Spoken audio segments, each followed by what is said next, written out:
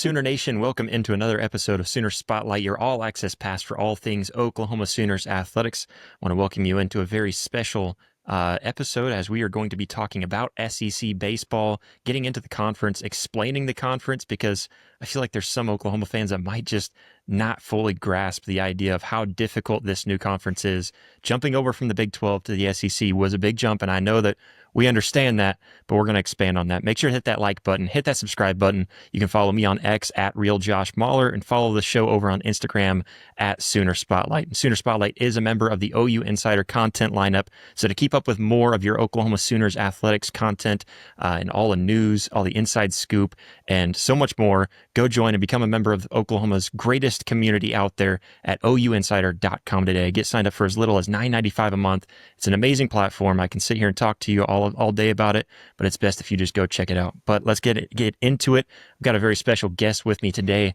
I've got a friend of mine, an Auburn fan, a man that's been in the SEC his whole life, and I got Blake Lane. Blake, how you doing, man? What is up, Josh? I am glad to be here, man. Just so proud of you and all your success and you starting Sooner Spotlight. And, I know how diehard of a Sooners fan you are. And, hey, I'm glad you guys are having fun in the Southeastern Conference. Like it's a breath of fresh air to welcome Texas and Oklahoma into this conference and have two historic universities, programs, athletic departments. I think it was a great thing for the Southeastern Conference, man. I really do. And look, I told people, Josh, I said, they're not going to struggle. All right. When they come into the SEC, these are two universities that have all the tools, all the resources, all of that to step right in and be great in this conference. And I think you've proven that. Now, you guys were dealt a little hand in football, right? And, hey, it happens, man. Injuries are tough. I still think you got a heck of a ball coach. Oklahoma will be just fine in SEC football. Basketball, hey, the SEC was the greatest conference ever this year. And have you seen the moves already in the transfer portal for Oklahoma and basketball? I mean, Porter Mosier's on a tear right now. And he's a heck of a coach, right? Like, this is a guy that's won a lot of games. He's been successful, and Oklahoma is not just going to fall off a cliff in basketball. Like, everybody's going to have their down years, right? Auburn's had their down years. A couple years ago, we didn't even make the tournament, right? So, it's and hell, last year we lost to Yale. Josh, so I mean, we were talking about that too, Jeremy and I, where I really wanted that rematch to come up, but of course I think Texas A&M faced them first round, right? Yeah, Like that. Yeah, and then I was wanting that rematch just to watch how much of an obliteration that would have been for Auburn just to smash them down on the ground this year. I wish, man, I wish. But look, Texas and Oklahoma, both of you guys joining. I think it's awesome for the conference, and y'all have showed that, right? Texas doing really well in baseball.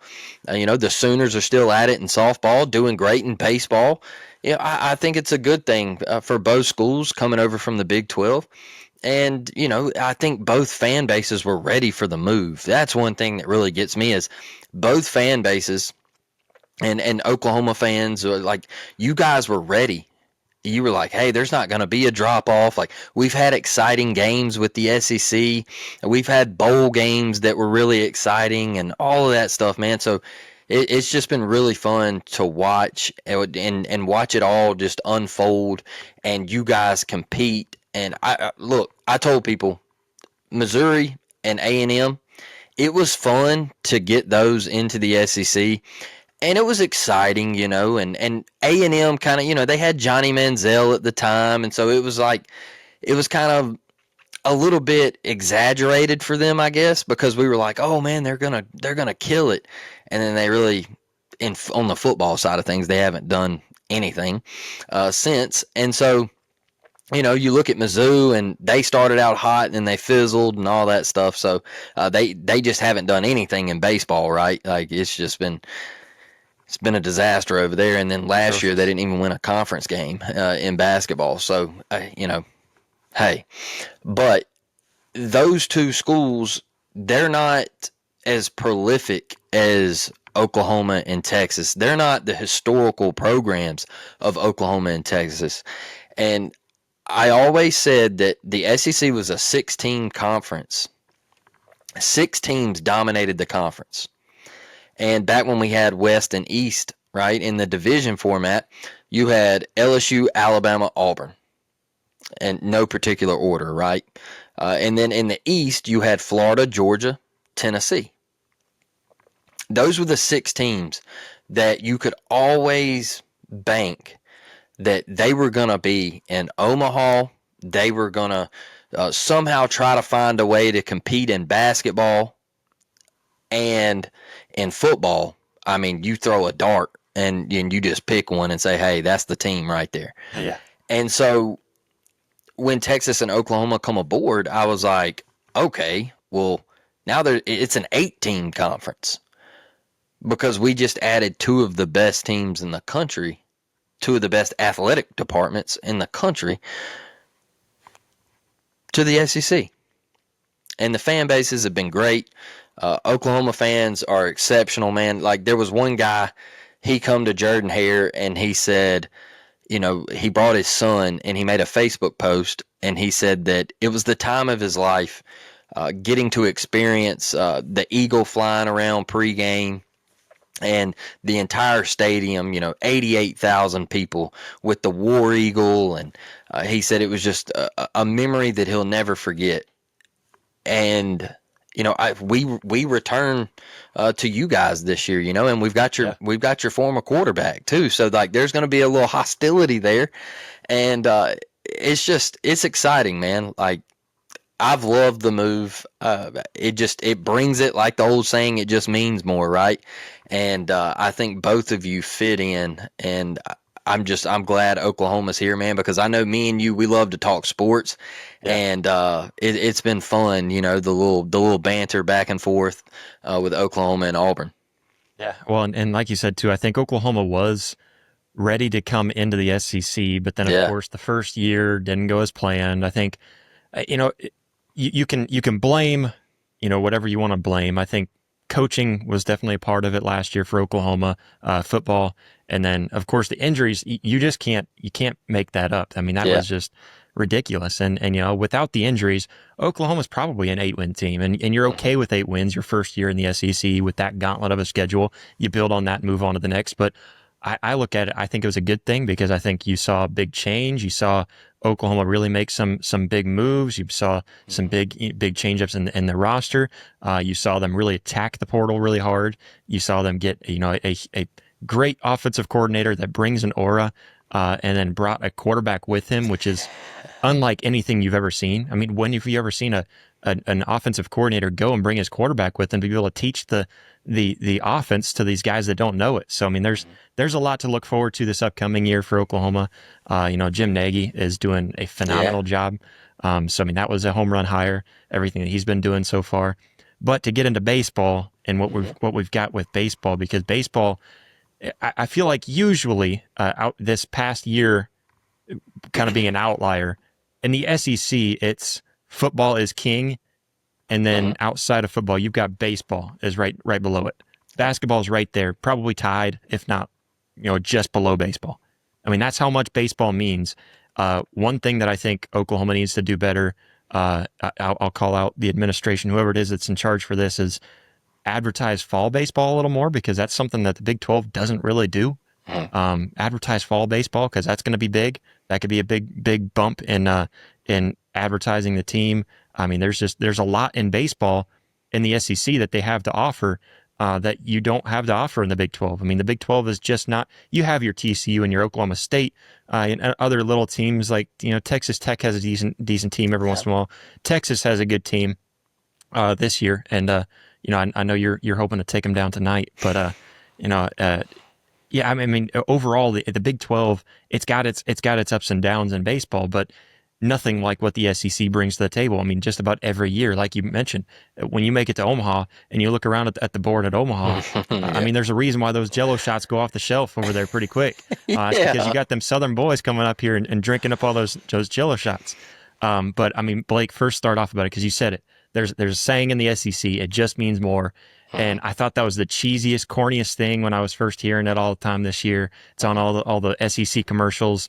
But then the more that you travel around, and I hope to be able to make it to more SEC environments, the more you travel around and you recognize how much more it means, not just to the teams, but to the fan bases around them. What makes the SEC, and we'll talk specifically about baseball when it comes to this regard, because Oklahoma fans kind of overreacting a little bit to an LSU sweep, which came literally 2 plays away from possibly taking the series, if not at least having one game in that series against a very good team. You had it was Drew Dickerson. I was corrected last night. It was Drew Dickerson that had a hit, would have been a home run if it was 10 feet to the right. That would have tied up the game. You're going into extra innings, feeling good about your chances at this point because you've got the momentum on your side at home. And then in game 3, you literally take the one error on Kyle Branch, the amazing, outstanding, standout freshman second baseman, the one error where he slips on that turf field and doesn't ground the ball cleanly, and they get 2 runs off of it. That's the deciding factor in that game. So you're literally 2 plays away from stealing or at least taking a game in that series. And so, just to help Oklahoma fans be at ease and recognize it's going to be really hard to host regionals. It's going to be really hard in the SEC to host regionals. Yeah.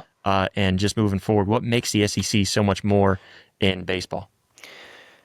Look, the SEC prides themselves in baseball. And I get football gets all the hype, right? And now basketball is there at the top as well. But the SEC prides themselves in baseball, Josh, and it's the fan bases. Baseball is more popular in the South. It's actually very popular in the South. I think that's why you see the Big Ten and things like that not be as successful. But the universities, they knew extremely quick and fast that the SEC could dominate baseball. And so they put the money into it. And they also these universities brought in the coaches, the Paul Manieris, and you could go back to back in the 90s with LSU and all of that, man. They built the stadiums to give these people access to sit 7,000 people on Friday, Saturday, Sunday. And they captured the sport so quick. And I had a LSU guy, Mikey Matuk. He won the 2009 national championship with LSU. He was the starting center fielder. He was a true freshman that year. And I asked him, I said, man, what is it about the SEC? And he was like, well, they have the best coaches. He was like, the schools put all of their money into baseball. Like they don't mess around. Like they're going to give to baseball because they support it and they know that they dominate the sport and they can win the College World Series. And the proof's in the pudding. I mean, just go look up the history. The SEC dominates Omaha. And even just a few years ago in 2022, I guess it was, when Oklahoma made it, a lot of Oklahoma people talking to Jim Nagy. Here's the news about Oklahoma coming over soon. And Jim Nagy said, you can call this the I forget what he said, something about the welcoming tour or the welcoming invitational or something like that to the SEC, because the SEC dominates Omaha. They do, man. And it's what's crazy is it's not just one school. It's not just LSU, right? Like there is multiple schools that are going to get to Omaha. And it's you have the Vanderbilts, you have, like I said, LSU, you have Mississippi State, Ole Miss. Like we could keep going. Auburn has made 2 trips under Butch Thompson. Georgia has been there. They've played in the championship before. And Florida, the dominance that they've showed. I know they're down this year, but that's very unusual. Tennessee, Tony Vitello and what he's created there. That's another university that put all their chips in on baseball, right? They put the money into the program, and look what it's become. And so Arkansas, look, I know Dave Van Horn hadn't won a championship yet, and that's something that I think he needs to knock off and get on his resume in order for him to be. I think he's one of the all-time greats, Josh, but he's got to get that championship to be cemented in history. And I think they got a really good chance this year. Boy, they look really, really good. Was a little surprised last weekend, but hey, like we say, right, it's SEC baseball. Anything can happen. But you just got to look at the teams, man, that the SEC produces. And you could even go up to South Carolina. I know they're not great this year, but man, they had their run back in the early 2010s, right, where they went back to back, and they produced a lot of good ball players out of that program. And did I mention Tim Corbin? I mean, what a GOAT, man! Like, that dude's one of the greatest coaches, if not, that we've ever seen in college baseball history. At one point, they were calling him the Nick Saban of baseball, right? So that is the one thing that the SEC really captured, was putting the money towards baseball, capturing the sport early, because the West Coast, like UCLA and USC, right, they were dominating the sport. And the Southeastern Conference was like, hey, look, we're about to take this over. We have all the athletes. Like, it's ours if we're going to put the money into it, right? Like, we can take this over. We can get the coaches. Kind of like basketball. Take basketball, for example. Basketball didn't have the quality of coaches that you needed to be successful. And then you see the John Calipari's come in, the Bruce Pearls, like, get to make his way back into the SEC from Tennessee, and all of that happened. Then you get to see like Nate Oates come into Alabama and turn them into a powerhouse. So it's about bringing the coaches in as well and creating that monster. And the SEC just hasn't stopped, man. And now you have Oklahoma and Texas, just two more. Like I said at the beginning, the athletic departments are insane for both schools. And Oklahoma, like, you guys, like you said, you just played in Omaha. Like, you were just there on the heels of winning a national championship. Yeah, literally a game away. I guess two games away. But you know, you just ran into somebody that was hot too. Like, and we'll talk about that one too, because that's something I want to bring up. But you just go back to last year. I had to bring it up so I could make sure that I didn't get this wrong. So out of the 8 teams in Omaha last year, you had 4 of them out of the SEC. It was literally just SEC, ACC last year. So that was it. So you had Tennessee, Florida, Texas A&M, and Kentucky all showing up to rep, and it was kind of crazy that it was just 2 teams. It's who's gonna, or 2 conferences. Who's gonna win? Is it gonna be the ACC, SEC? That was a fun one to go to as well. And go and experience all that. Another thing, Josh, too, is now in college baseball, I feel like with conference realignment and everything, you pull Oklahoma and Texas out of the Big 12. And you mentioned this, that you have the TCUs and things like that still over there. But I feel like the Big 12 lost some swagger. I feel like TCU and Oklahoma State, they're good. They have their years. But you took their 2 best and brought them here. And the 2 programs that really shined, right? And you brought them to the SEC. So now with the Pac-12 dissolving and there's nothing left of there, some of them like Arizona having to move to the Big 12 and things like that, I think it's now really just an SEC ACC race, because because the Big 12, like,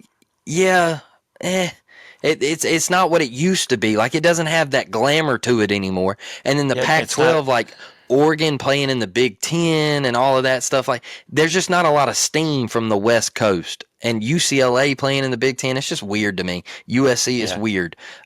Well, go from Rutgers, Rutgers having to travel all the way out to LA. Yeah. Like that's just crazy. Or even Maryland, And it's it's just insane. it doesn't have the fire to me anymore. So I think this is college baseball has really turned into an SEC versus ACC bout. Like that is where you're gonna get the best of the best every weekend, Friday, Saturday, Sunday. When you watch college baseball, you're gonna see SEC, ACC, and that's gonna be the real thick of it right there.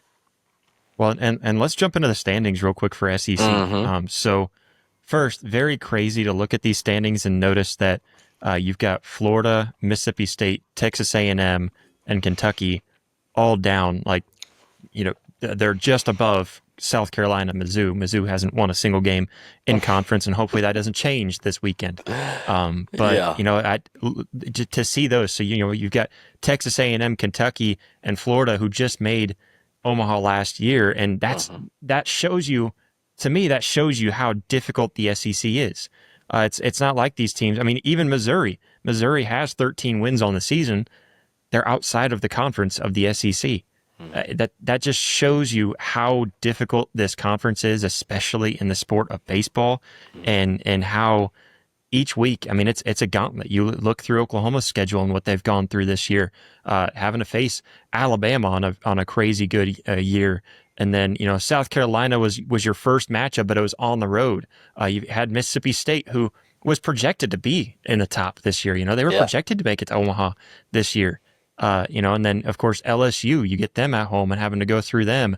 And then Vanderbilt right after that. Now you go, Yeah. get a little bit of break with Mizzou a little bit, and then Georgia on a crazy good year now. Yeah. And looking really good. And then you've got Ole Miss, again, another great year. And then you go to Kentucky, and we were just talking about this last night. I was over on the Oklahoma Baseball Experience and talking to those guys, and that by that time, Kentucky might be a totally different team. That's how these things play out in college Yep. baseball. And so you've got to be careful about that. And then closing it off with the number one team in the nation right now with Texas. So, I mean, it's a gauntlet, and there's even other teams that Oklahoma doesn't have to face, like Tennessee or Auburn, Arkansas, who's up there this year. There's other teams that Oklahoma doesn't even have to face in the SEC this year, and they still have to go through this gauntlet. So, I mean, looking through and really, talking about this with the standings in the SEC. So Oklahoma right now just a game behind Vanderbilt and Alabama, maybe a couple games behind Ole Miss, Auburn. So let's say that, for the sake of it, let's say, Auburn, whatever their weekend is, I would assume they probably drop one, right? At least. In Austin, probably going to lose the series, so we'll probably is it in Austin? yeah. So we'll probably Okay. drop two, win. Okay, Hopefully, so- we win one. Can't get swept. Yeah, you can't get swept. That's the big thing. That's what hurt Oklahoma a little bit, but they're back in it though. With the schedule ahead and how they just performed against Vanderbilt. So if Oklahoma does what they're supposed to do, sweeps, they jump above Vanderbilt, possibly Alabama, and they're up there in the mix with Auburn, Ole Miss. Depending on how those series goes, you're even above those two teams as well, and you just boosted yourself above 4 or 5 teams in the SEC. That's how tight this race is here in the I'd say the upper middle really is what this is. I know that technically Oklahoma's down towards the bottom, but with it all being so tight, you're really that tight to putting yourself right up there Yep. in the top again. And so, I mean, it just looking through it and seeing that, I mean, how crazy is it to see? And we just talked about Ole Miss making it in 2022, making it all the way, getting through the losers bracket at least once, if not twice that year, I think. They And were the and having- last team selected into the tournament. yeah, the very last team. Yes. And had to go through the losers bracket once for sure, and then still making it all the way to the national championship and winning that year against a red hot Oklahoma team Yeah. who was a 4 seed and coming into that thing. And that just shows you how tough this conference is, and that right now is the perfect time for Oklahoma because you've got some big series ahead that even if you don't win 1 or 2 of those series, you're still right there in the mix as a 2 seed somewhere, 3 seed at the worst. Yep. And possibly if you go on a tear and get hot like Ole Miss did that year and just start winning games out of nowhere, you're hosting a regional. So I mean, talk about how big that is for teams. Even looking at Texas A&M, Kentucky, or Mississippi State right now, they could get hot right now and get themselves into the mix of it if they were to get on a little tear right here at the end of the season. So I'll tell you this: a couple years ago, Auburn was 5-10. We're at the halfway point, right? We played 15. You play 30. We were 5-10, and we were struggling, man. Like just struggling pitching. It wasn't hitting that great. We had a weekend series with Mississippi State, and we were down in the eighth, and we hit a bomb. Bryson Ware hits a home run, and we take the lead in the bottom of the eighth against Mississippi State. We go out in the ninth, we win the game. And at that point, we turned around and we ended up finishing, I think it was 15-15 in the SEC, and we ended up hosting a regional. All right. So we went 5-10 in the first half and then 10-5 in the second half. And all it takes in the SEC is a spark, Josh. It just takes a spark, man. And this thing is what makes SEC baseball great is you never know, right? Like we got swept in Athens 3 weeks ago. I mean, if you told me that in game 1 in Athens, Auburn gave up 4 runs, I would say, dude, we win. Because like Georgia's pitching, it's not great. It's good, but it's not great. Like we win. And guess what? We scored 1 run, Josh. And we ended up getting swept. And so you bounce back the next week, you take 2 out of 3 against Alabama, and then the next week you sweep LSU, so you're right back in it. And look at here. Here's Auburn 9-6, right? So take Mississippi State jumped up to the 8th spot in the nation too right now. Yeah, man, top to D1 10 rankings. And guess what? They went 8-22 in the SEC last year. 8-22 in the SEC last year. We were absolutely terrible. Take Mississippi State for example. Right now, they were 3-9 last week, and they go to Tuscaloosa and take 2 out of 3, and so that gets them back to 5-10. So what Mississippi State's trying to do is you're trying to get to that 13-win SEC mark. If you can go 13-17 in the SEC and you ace your non-con, with how strong this baseball conference is, you're probably going to sneak into the tournament. Yeah, and getting into the tournament is really all you need. I mean, Ole Miss has proven that. There's been plenty of other teams that have proven in the past, but especially where Oklahoma's trajectory is right now. I said this last night again. I said I think I'd rather Oklahoma sneak in as a 2 seed and not host, because that way they're not the favorite. They can just come in here as a supposedly underdog. They're probably not going to be an underdog when it comes to Vegas, but a little bit of an underdog, because it's not your home stadium. Just go through and win. Take 2 of the series that you're not supposed to win, maybe against Ole Miss, Georgia, or Texas, and then the rest of them just go out there and win what you can. And that's all you can really ask for Oklahoma going forward. And then you do that and you're in a really good spot. Looking at the rankings right now for the SEC, the overall D1 baseball rankings, you've got 4 in the top 5 that are SEC. You've got 6 in the top 10. Ole Miss right there at number 11. You got Alabama down there at 15, who Oklahoma played really well against. Again, just a couple of plays away from being able to win that series. And I think the crazy thing is Oklahoma uses this as an excuse. I use it just as I don't know how to explain it. Oklahoma cannot play in any kind of weather. That's kind of what makes me worried about this weekend. They're going to drop one that they shouldn't against Missouri because of the weather, and it just what the heck. No. If there's wind, if there's rain, if there's anything, Oklahoma does not perform well in it, and sometimes the weather is against Oklahoma. South Carolina series, for example, they're out there.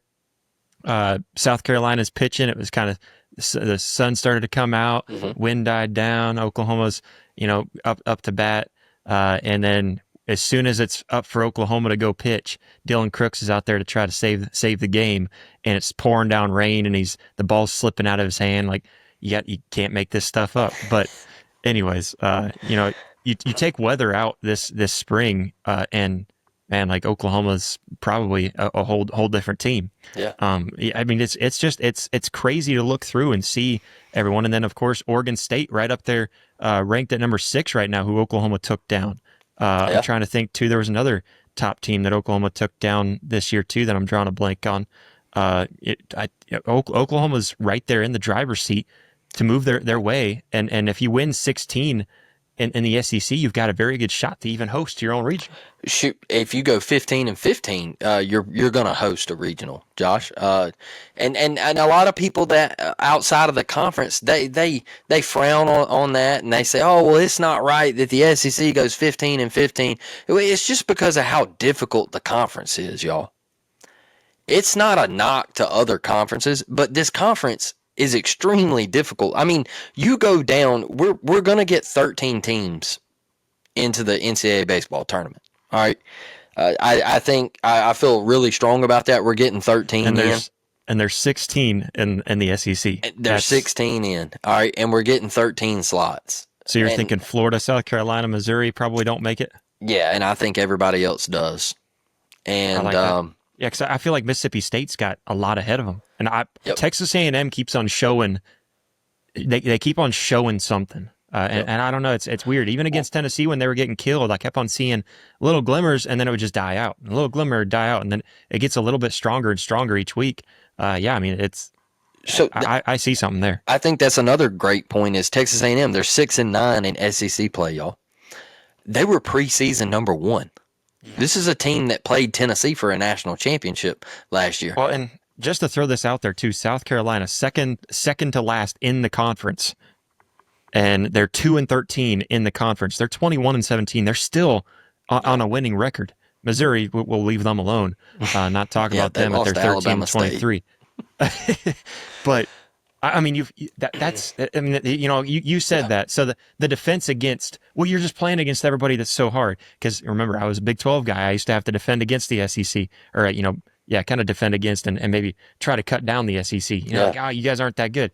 So the big thing that people like to say, and until you join the SEC, you really don't open your eyes and realize it, is, yeah, but you throw all your guys up there and rank them number 1 every season, and you got to go play against each other. Obviously, you're going to act like your strength of schedule. But again, go back and look. Oklahoma got swept by LSU, and you look at that from the outside and say, see, they didn't stand a chance against LSU. No, they were 2 plays away from being in that series for a victory. That happens all over the place. Oklahoma, Alabama, even LSU this past weekend. It's not like they weren't in that series. Yeah. Vanderbilt almost got swept by Oklahoma, and somehow fought back and killed them in Game 3. It's little things like that is just different in the SEC. It just means more. Hey, a great point on the Oklahoma. You guys had a rough weekend against LSU. LSU comes to Plainsman Park, and we sweep them. That is SEC baseball at its finest, y'all. And I think Oklahoma is just fine. You're sitting at 7-8 in the conference. Like I said, 15-15, you're going to host a regional. You're going to. They're not going to keep an SEC school out of the top 16 national host spots because they went 15-15 in conference. That's just how good it is. Especially when you look at the non-conference play and what Oklahoma's had to go through in non-conference. Yeah.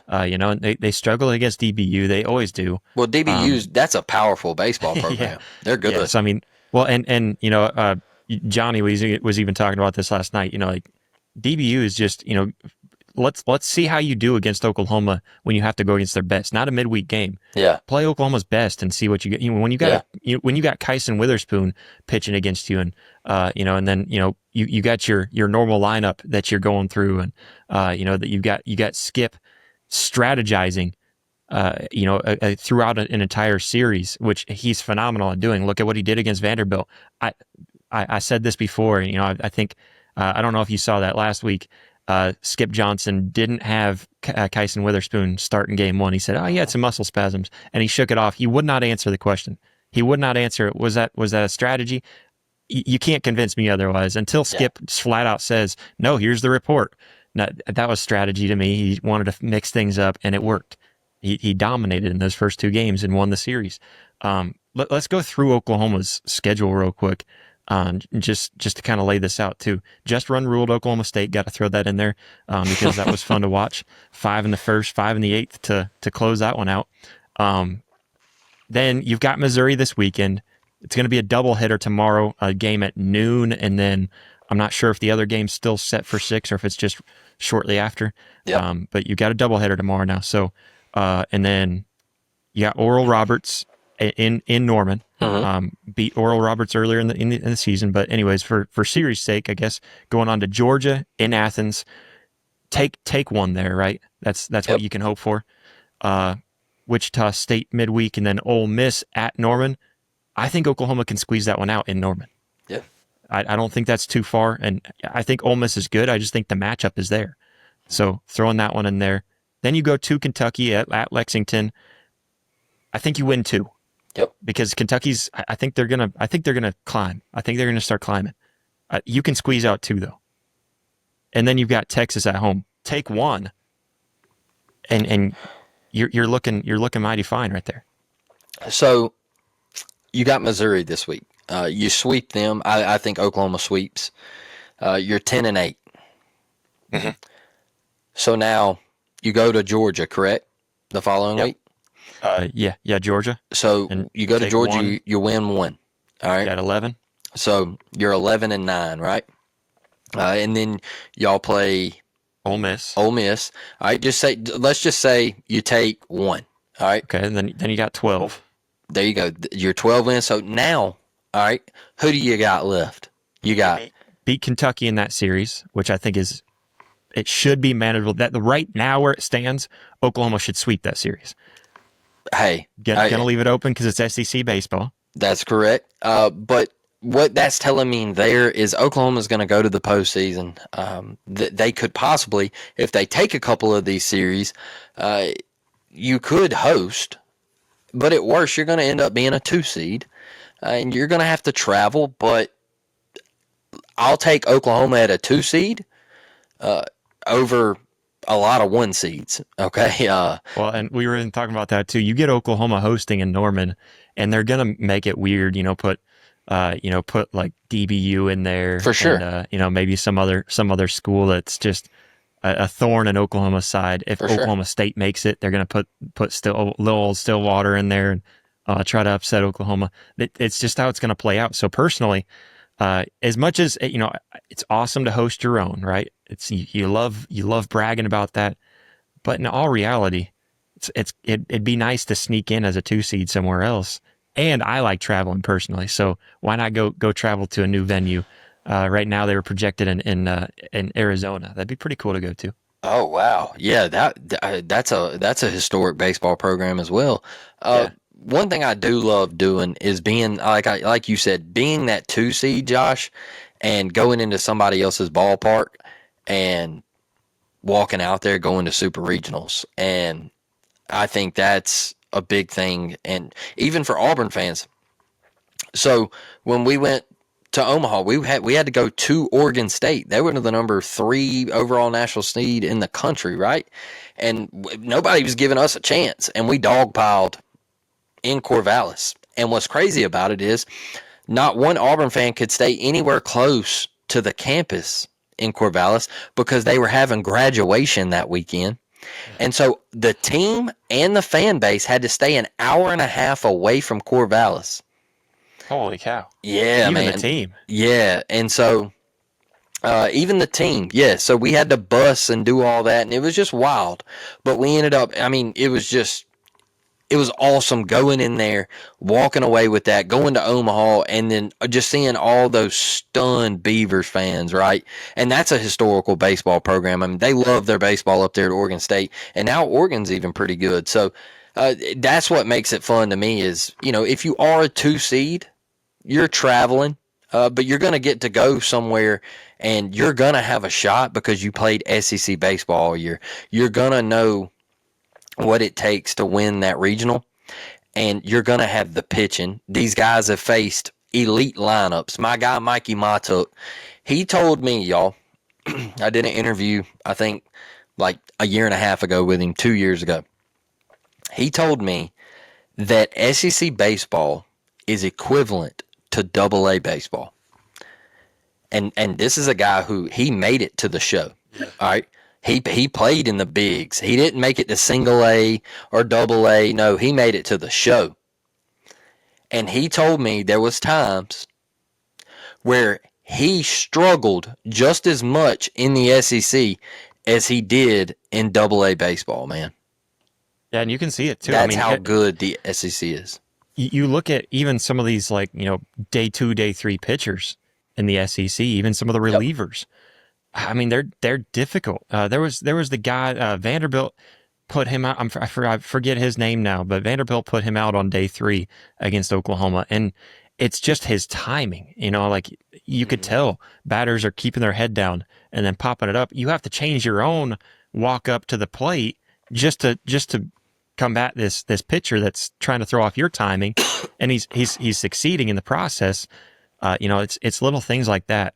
But this weekend you get a sweep. You're sitting there at 10-8 in the conference. You're feeling good about that because you jumped up to the middle of the top right now, is what I'll call it, because the top 10 teams, the top 13 teams in the SEC right now are top dogs. Like those are guys that could make it. Like you said, you might have all 13 of them make it to the postseason, and possibly even 14. I won't shake that off because of how good they are outside of the conference.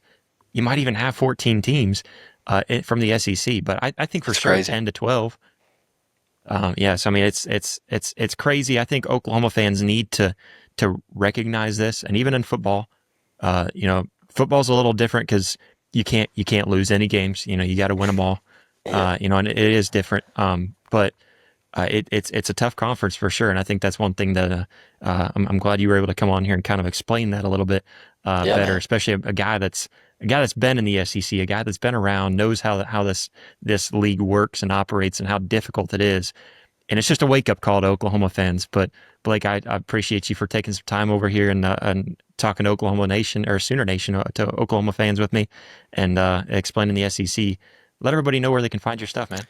Yeah, you can go on YouTube at The Uptempo Pod. We're just talking Auburn sports over there, baseball, basketball, football, all the good stuff. Hopefully we can get the football team back on track here shortly.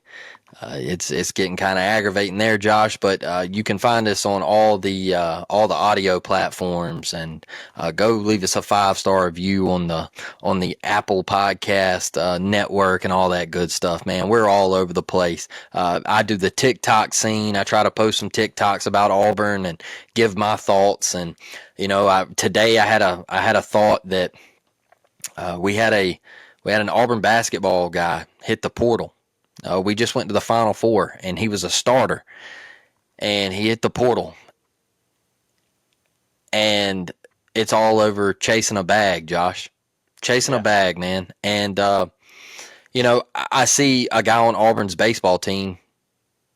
He doesn't chase a bag. His name's Ike Irish. He's a first-round pick this coming MLB draft, and that's why I rock with baseball really hardcore, man, because they're paid the least and they care the most. So support your Oklahoma Sooners baseball team, brother. You're in the best conference in America.